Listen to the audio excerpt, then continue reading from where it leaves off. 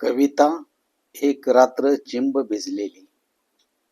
शांत आणि हळुवारपणे बरसणारा तो बेधुंद पाऊस, अंगात नवचैतन्य फुलवणारी ती थंडगार हवा, पण मध्येच एखाद्या विजेचा गडगडाट. होय, आठवते आहे मला ती एक रात्र चिंब भिजलेली. एकटी वाचत होतो एक सुंदर थरारक कादंबरी. हरवून गेलो होतो मी एकटीच्यातच.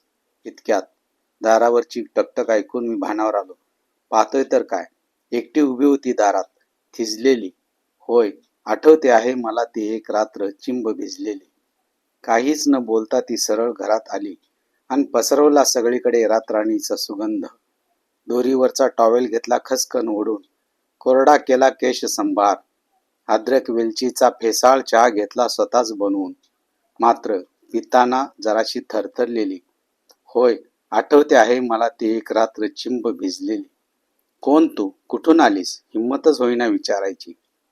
फक्त तिलाच निहाळत होतो उघड्या डोळ्यांनी. एकटीकडे तिचे लक्ष गेले. हळुवारपणे मोरपीस फिरले. एकटीवर ओठ टेकून एकटीला लपवलं तिनं हृदयात.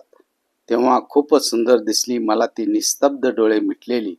होय, आठवते आहे मला ती एक रात्र चिंब भिजलेली. पहाटे ती कधी तरी भानावर आली. केसांना लपेटलेला टावेल अलगद काढून दोरीवर पसरला. माझ्याकडे पाहिले आणि पहिल्यांदाच ओठ हलले. डाळिंब फुटले. थँक्यू म्हणाली आणि क्षणात बाहेर निघूनही गेली, जशी मंतरलेली. होय, आठवते आहे मला ती एक रात्र चिंब भिजलेली. शरद जगधने.